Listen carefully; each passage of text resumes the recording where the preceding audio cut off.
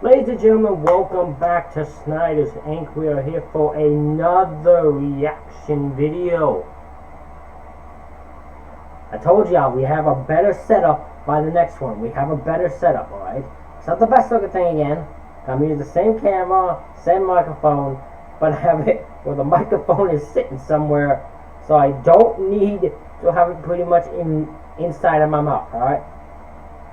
So we got a better setup. Doing the best we can do. I got it on my table. We're going good here.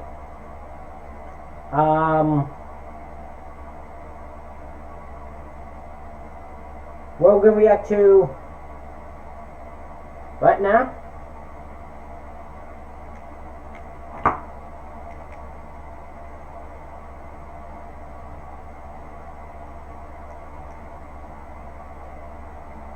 What we're going to react to right now is the most terrifying family you've never heard of, from Mr. Ballen.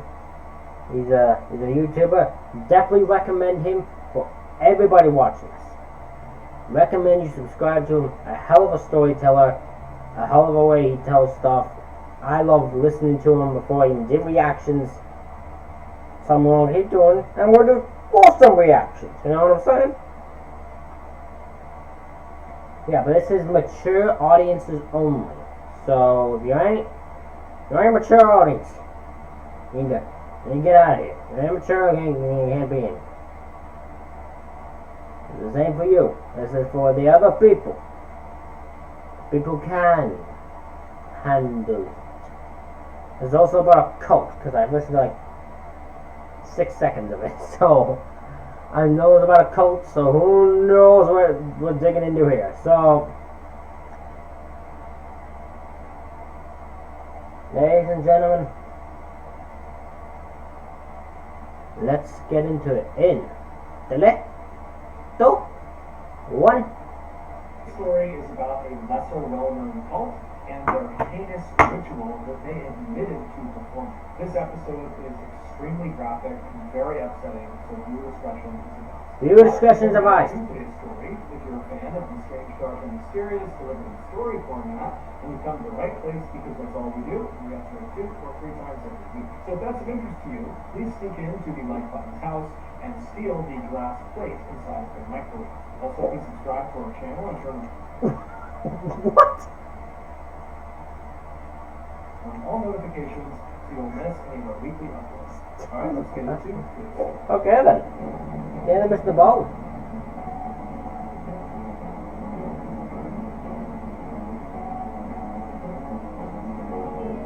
The Killing Hour.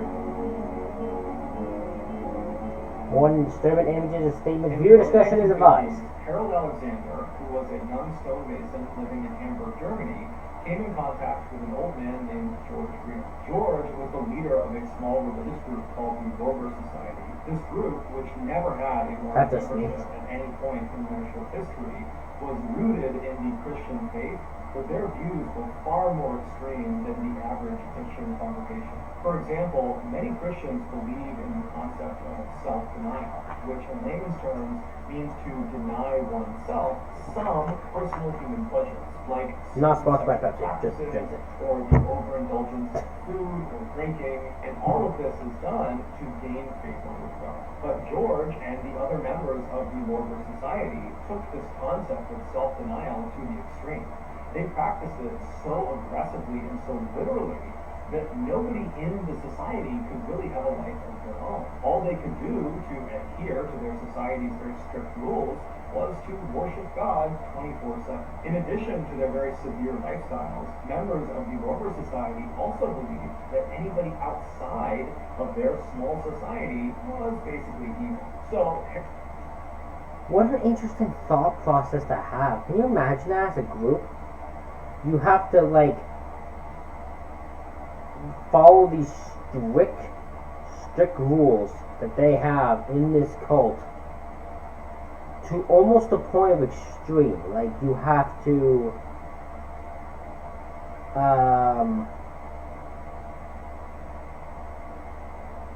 You can't drink, you pretty much can't have a life of your own because of the fact you gotta follow these rules. All you have to do is worship God 24. That's insane. That is insane. Harold meets George. It's unclear exactly how he meets George, but he... Also, just think about this, the person that anyone else from the outside world, anyone from the outside world is considered evil by them. So literally, they barely probably talk to anyone. I don't want to get mean with now. I'm telling you right now. One, because this isn't against religion thing. I don't believe in anything, but I have no issue with people who do. But just even if I did, you wouldn't see me in no goddamn thing following that. Immediately, Harold is blown away by George.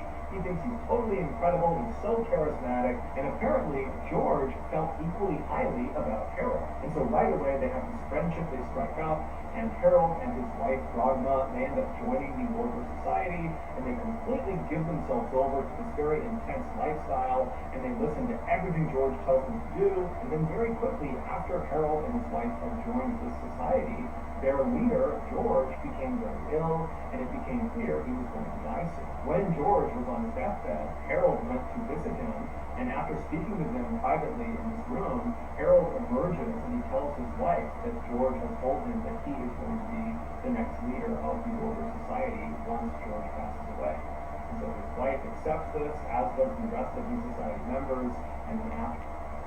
I'm very suspicious of this man. I'm not pausing a lot, but I'm very suspicious of this man already. Whoever this man is, I am very suspicious of him. I don't trust him. Don't trust him at all. Very suspicious of this man.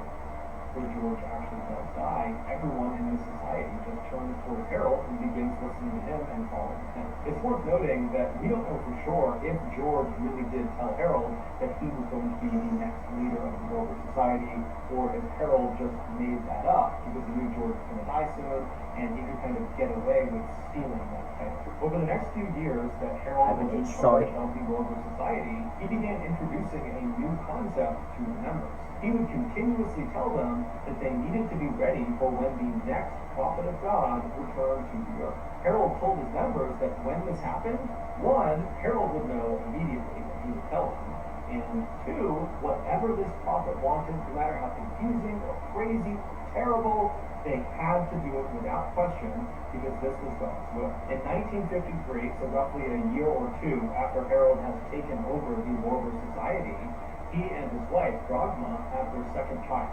It's their first boy, and they named him Frank. And as soon as this child is born, Harold looks at him and determines that this boy, his son, is the prophet they have all been waiting for. Oh, crap. I clicked the wrong button. Today's story is... I'm going back to where we were at. Hold on.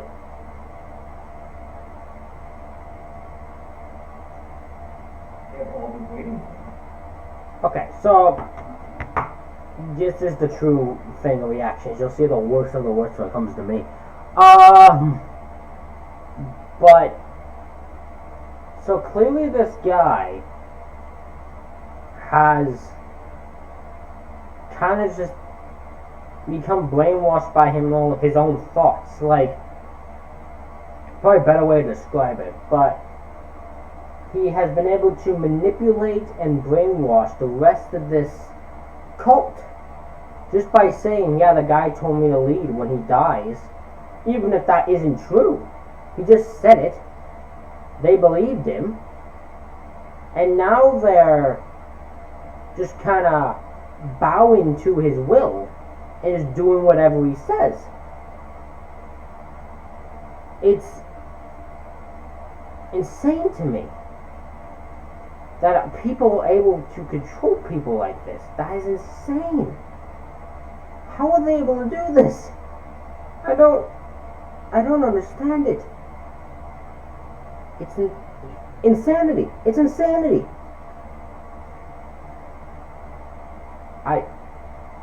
Watch you go around, man. If they come out crazy, they're probably crazy. So maybe, stay away from crazy people. That's my suggestion. So he tells his wife and he tells the members of the Order Society that his son, Frank, is the prophet of God. Just do this. They had a child, him and his wife, and he just assumed, oh yeah, that's the prophet of God. What a delusional thought to have. Like, what the hell? It's crazy. And everyone across the board completely accepts it. As the prophet, Frank, grew up, he was shamelessly worshipped and waited on 24/7 by the members of the Rover Society and his family. And so naturally, this had a profound impact on the way Frank thought and how he behaved. By the time Frank was at the age of grade school children, he fully believed that he was the prophet of God, and he began using that authority to kind of boss his family around more than he really needed to, especially his three sisters and his mother. But no one ever intervened, because again, this is the prophet of God, and he can do whatever he wants. There you go, see? That's what happens. That the child was made to believe he was the prophet of God to such an extent that he started believing it himself. And then he started bossing people around, and he's grade school age, and the power's getting to his head. He's gonna be this man, when he's an adult, is gonna be corrupted to hell. He's gonna be corrupted to hell. There's no chance. No one has a chance here. Man's gonna become the kid's gonna be crazy just like his dang dad is. When Frank turned 16, he started thinking about girls and sex, but he was conflicted because he had been taught everybody outside of this society he was a part of were evil. And so he didn't want to pollute himself by having sex with these evil women. And so he went to his father and told him that he wants to start having sex with his mother and his sisters in order to stay pure. What the fuck?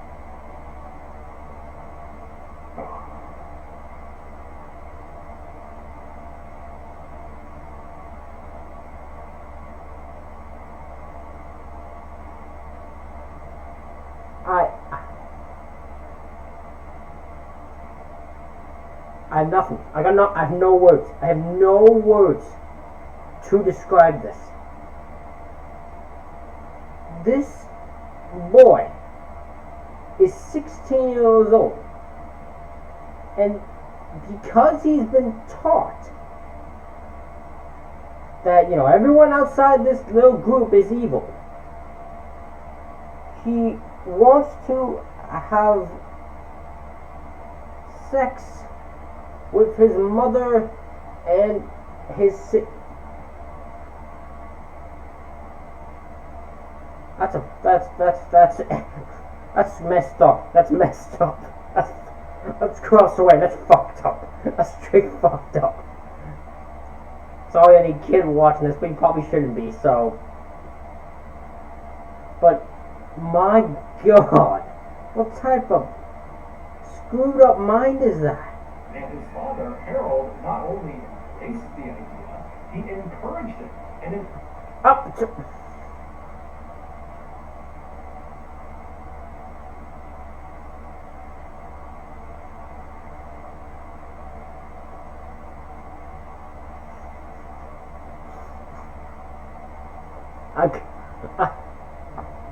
So they're both crazy. They're both psychopaths. Put them 6 feet under. I got nothing. Put them 6 feet under. In fact, he would often join in with his son during the sexual intercourse. As for the 4 Alexander women, they completely accepted their new roles as sexual objects because they believed by doing whatever Frank the prophet wanted, they were serving God. Eventually, one of these sisters began talking to some of her very few friends at school about how she was kind of jealous of her other sisters for all the attention they were getting from Frank. And so the friends kind of picked up on this strange relationship between the siblings, and before long, rumors had started about there being some incestuous relations inside of his family, and those rumors eventually made their way to the parents and students, and then from the parents that made its way to the police, and before long, Harold had discovered that the Hamburg police were about to launch an investigation into his family. And at the same time, Harold also discovered that members of the Lorber Society, they had heard about these incest rumors as well, and they had their own suspicions already, and they were not on board with incest. And so they were very clearly starting to distance themselves from Harold and his family, and so it was pretty clear to Harold that the writing was on the wall. He and his family were no longer welcome in Hamburg, and so he goes to the Mortar Society and kind of retires and says, I'm leaving, you need to find yourself a new leader of this society. And then he and his family completely broke ties with the Mortar Society. They left Hamburg and fled south to Santa Cruz, which is a city on the Canary Islands in Spain. And so they settled into this little apartment inside of this busy city, and very quickly they fell back into their old routines of constantly worshiping Frank, the prophet of God, despite the fact that they were no longer affiliated with the Mortar Society. And so their actions were now... Well, no, because the reason they kept doing it is, and because their brain had been made to do that for so long. You don't just stop doing that. You just... It kind of is always that way. You always have that mindset. Because you've been brainwashed, or for the kids at least brainwashed, for the dad now, he's thought this way for so long that you can't just break out of it and break ties with it. It's just the way they've always thought, so they're going to keep doing it. Of being driven by their own personal belief system. 10 months later, on December 22nd, 1970, a wealthy doctor named Walter Frankler was at his villa, which was located not far from where the Alexanders lived, when he heard a knock at his front door. When he opened the front door, he saw there were these two men who he didn't recognize, who were covered head to toe in what looked like mud. And at first, he was totally taken aback by their appearance and almost wanted to just shut the door. But in order to be polite, he kept the door slightly open and said, hey, how can I help you guys? And the two men would introduce themselves as Harold and Frank Alexander, and they were there to speak with one of their family members, Sabine. Sabine was one of Frank's two younger sisters, and she worked for the doctor as a housewife. And so the doctor, he didn't know any of Sabine's family members, so he just kind of took their request at face value and said, hold on, let me go get them. So he leaves the front door, he goes into the kitchen, and he finds Sabine, this 15-year-old girl, and he tells her that her father and her brother are waiting for you outside, they want to talk to you. And so Sabine, without saying a word, puts her knife and the food down. She walks out of the kitchen with the doctor, and as they're walking towards the front door, the doctor stops about 10 or 15 feet away from the front door to kind of allow Sabine to walk up and have a semi-private conversation with her relatives, although they're still inside this house, so he doesn't go too far. And so the doctor is standing maybe 15 feet away, wondering if he should just turn around or maybe just go into the other room to let them speak, when he overhears the father, Harold, say something truly horrific to his daughter. It was so shocking that the doctor stopped what he was doing, turned, and looked directly at Sabine to see how she was going to react to what she just heard. But to the doctor's absolute shock, Sabine didn't break down and start crying or start screaming out in pain or anguish. What do you think he said? I'm trying to think, what did he say? What did these guys do? The fact the doctor was in such shock by it made me guess it's not good. And by the way, that fact that's on this video right there, I'm gonna guess it's not good either. But I'm just curious where this goes, so let's keep playing. Instead, she reached out and grabbed her father's muddy hand and pressed it to her cheek and said, I'm sure you did what was necessary, and then went to embrace. The doctor stood there totally shocked, staring at these people, wondering what the heck they're doing, why are they here, what are they talking about, is this really happening? And then he just kind of blurts out, hey, I'll be right back, stay right there. And then the doctor turned around and darted out of the front hall into another room where he barricaded himself inside, and then he called the police. When the police showed up just a few minutes later, they rolled into the front lot, and they saw Harold, Frank, and Sabine were still just casually standing in the front doorway of the doctor's villa, seemingly not really trying to go anywhere or do anything. And so the police get out of their car, they walk up to the trio, and they say, what's going on, what are you doing here? And Harold, very calmly and casually, tells one of the officers the same horrible thing that the doctor overheard him saying to Sabine. Except this time, Harold specified to the officers where this horrible thing took place. He said it happened inside their apartment. The police were shocked at Harold's candidness and the fact that his two kids were standing right next to him and they're hearing what their father is saying, they too are just totally detached and very calm, as if nothing their father is saying is having any effect on them. It's just totally business as usual. And so the police asked Harold to repeat the story a few times to make sure they were hearing him correctly, and then they just arrested Harold and his two kids. After the 3 out.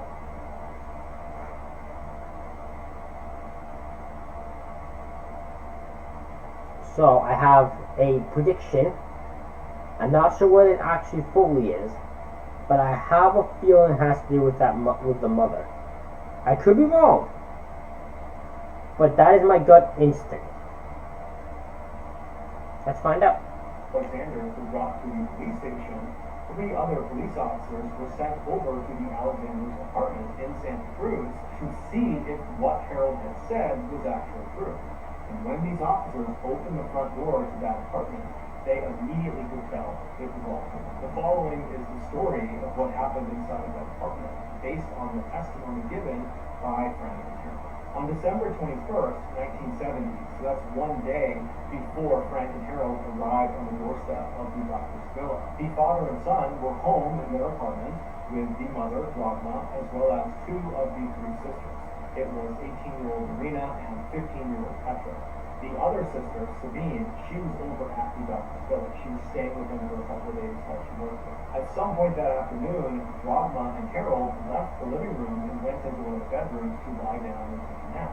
And after they lie down, Frank, for some reason, gets up from the living room and walks into the bedroom and sits down on the edge of the bed and just stares down at his mother. And when his mother rolls over and looks up at her son, Frank would later tell police that the look she gave him was suggestive and was offensive to Frank, and he believed she was not permitted to look at him that way. And so in this moment that she's looking at him, he said he instinctively knew that the killing hour was upon them. The killing hour was not a Warburg Society concept.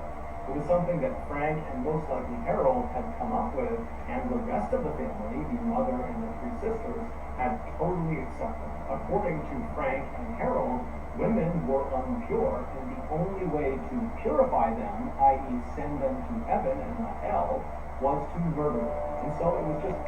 What? What?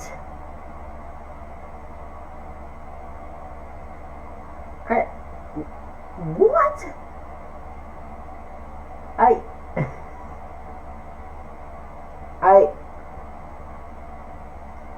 I don't know what to say. I don't even know what to say. What do you say to that?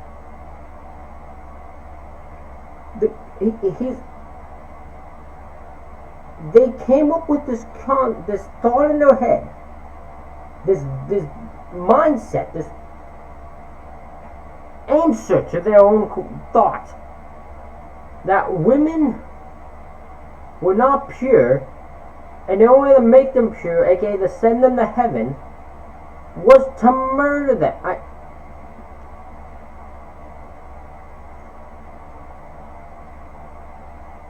I don't... What the fuck? Put them 6 feet under. Fundamentally, that's all I gotta say.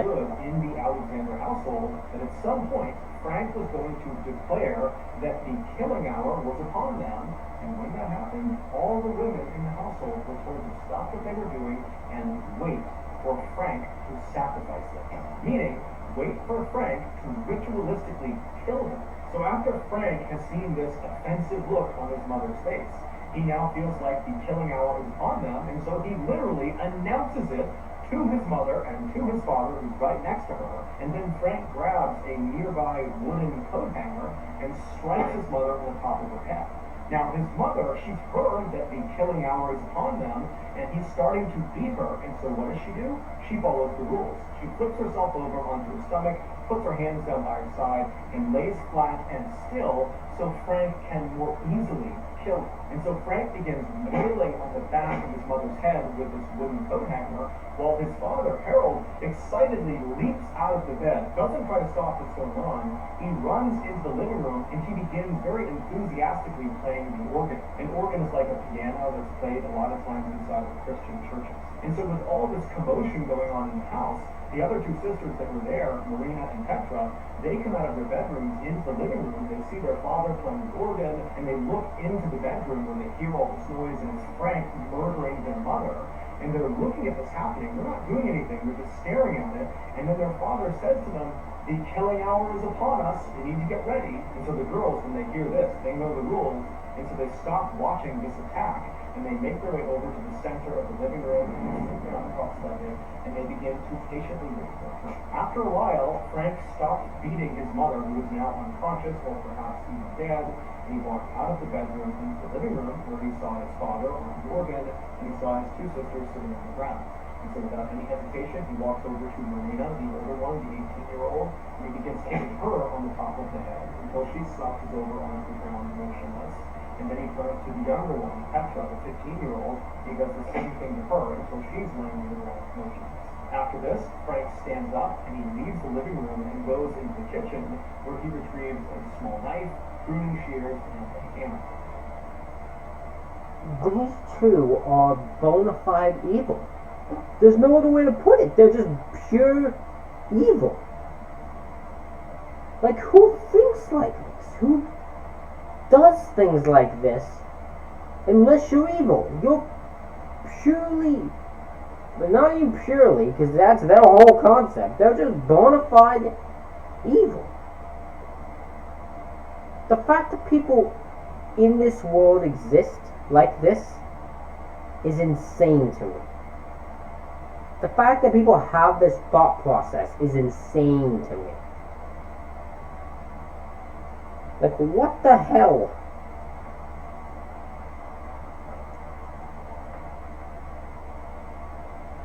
At this point, it's likely that one or two of the Alexander women were still alive.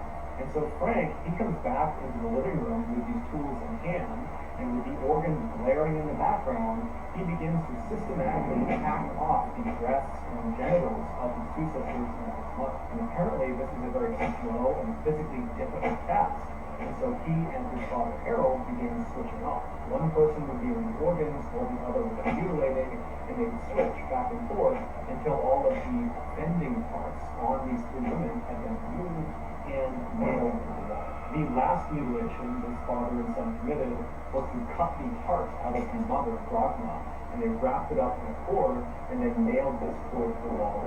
Then, with the three Alexander women either dead or close to death, the father and son began running around the apartment, yelling and singing and rejoicing. They were extremely proud of what they had just done. Later that night, they left the apartment and slept in another property that they owned. And then the following day, December 22nd, they went to... I can't...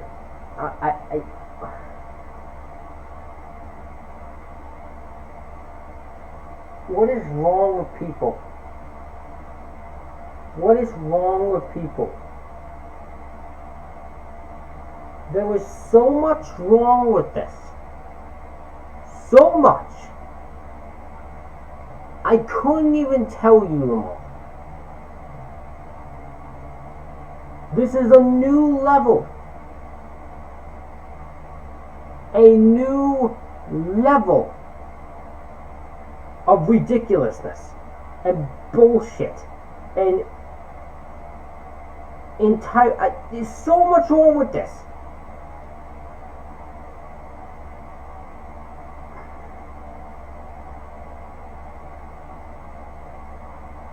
They took out the breast and the genitals of the women and stuck them to the wall. They took out the heart of the mother and stuck it to the wall.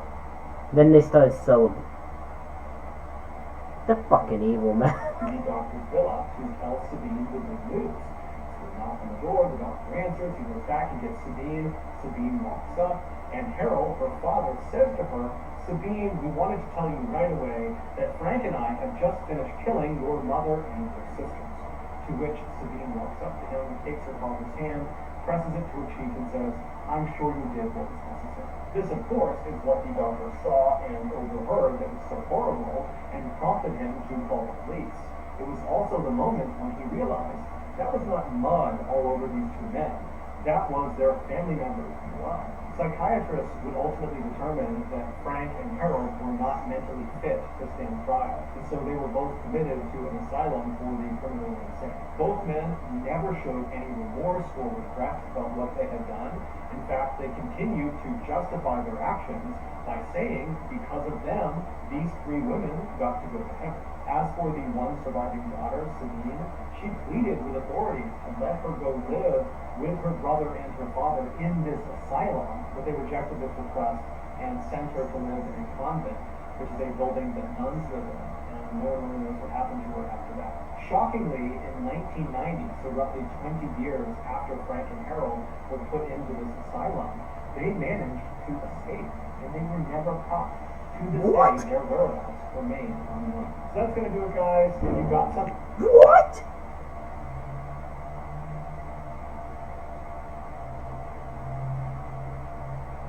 What?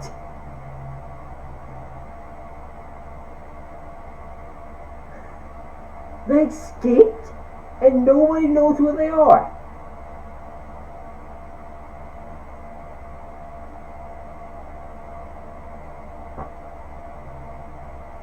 I got nothing.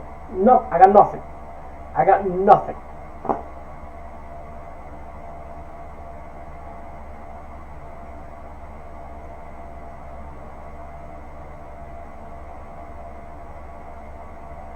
I'm more worried in that situation. I hope no one else got taken out by them. If they're watching this, they're still evil. Just saying. I'm gonna guess they're not, but you know, just want to throw that out there. Still evil. The fact that they were sent to an asylum and not 6 feet under is a whole other. Is the sister with them? Cause they said that she's. Was that the thing? And no one knows how. Is she with? She could be with them. What the hell? There's a Oh my! I don't know what to think anymore. I got nothing. You know what? We're just gonna you know what? Let's gonna end this here. Let's end it.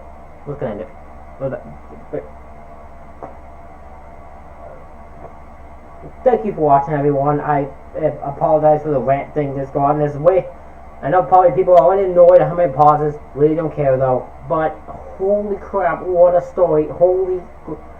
The evil, just pure evil. That's all I can say about those two guys. Anyways, please like, please subscribe, please comment any other video you would like me to react to. I thank you all for watching, and we'll see you on the next one. Alrighty. Bye-bye. Bye.